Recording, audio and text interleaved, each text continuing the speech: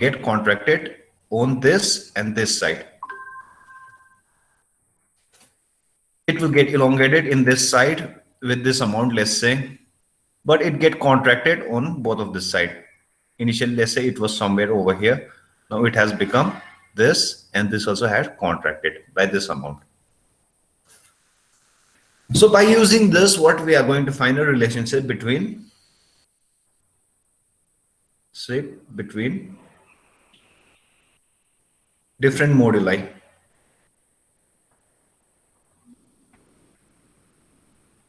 Basically, there are three moduli: Young's modulus, rigidity modulus, and bulk modulus.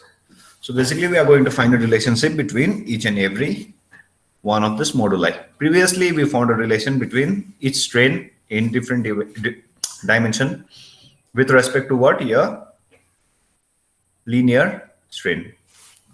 So today we are going to find a relation between different moduli. So today we are going to do, let's say this is a cube of unit side, let's say.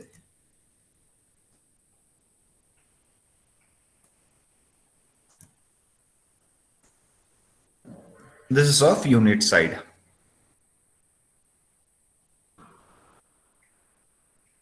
Let's say it had three faces. On this face, you apply a force Q stress, sorry. On this, you apply a stress of P. If you apply a stress over here, then it will also get elongated over here. Let's say these are fixed. So for a time being, just to show, this will be sufficient. And let's force which is coming on this side, let's say it's R. Now we have to define some of the quantities. Let's define lambda. Lambda U is basically, lambda is extension per stress. Per stress. And let's define sigma as well. This is extension, then basically this will be contraction per stress. This is extension per stress and this is contraction per stress.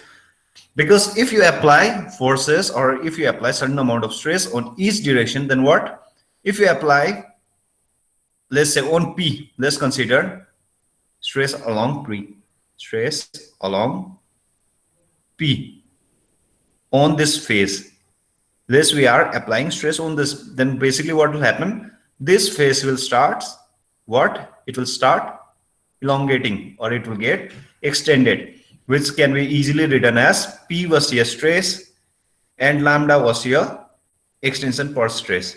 Now if you multiply this to what you'll get the elongation.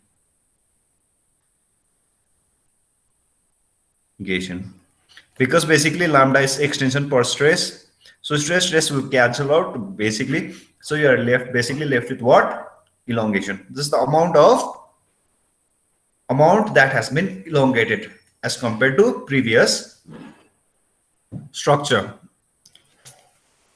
Now simultaneously what will start happening is this two sides which are mutually perpendicular that you have seen. If you are applying force on one of the face, then two of the sides will start getting contracted. So we have to take care of that as well.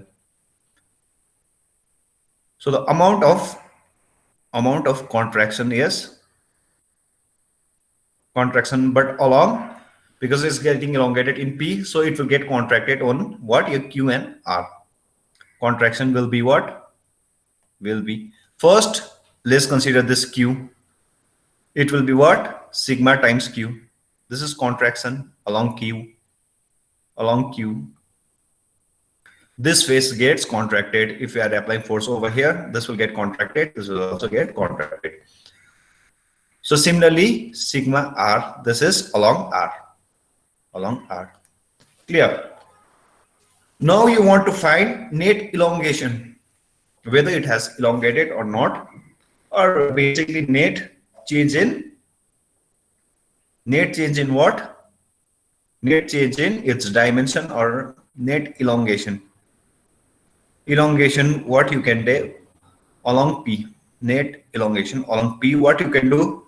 One is this, that is obvious, that is lambda p, but it is being contracted. So it will be minus because it's being contracted. So this we have to subtract with this to get the actual change in dimension.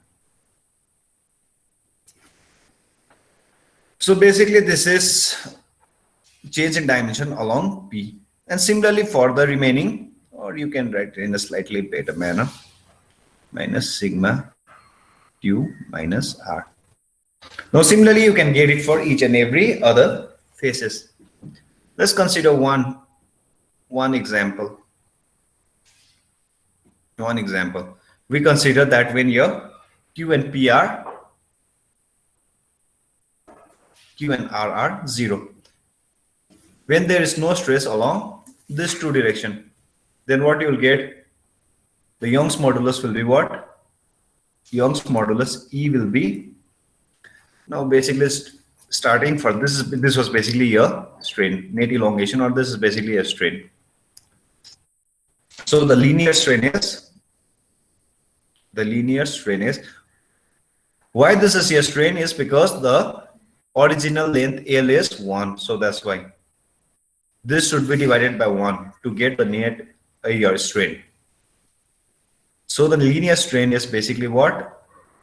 Lambda p minus sigma q minus r divided by 1, which is basically, but q and r both are 0, so that's why you are left with what? Lambda p. From here you can find what? Your Young's modulus E was what? Young's modulus stress by strain. So stress is P and strain is lambda by P. P cancel out, so you are left with 1 by lambda. So basically lambda is what? Inverse of your Young's modulus. Clear? So we'll stop here. So tomorrow we are going to continue with this.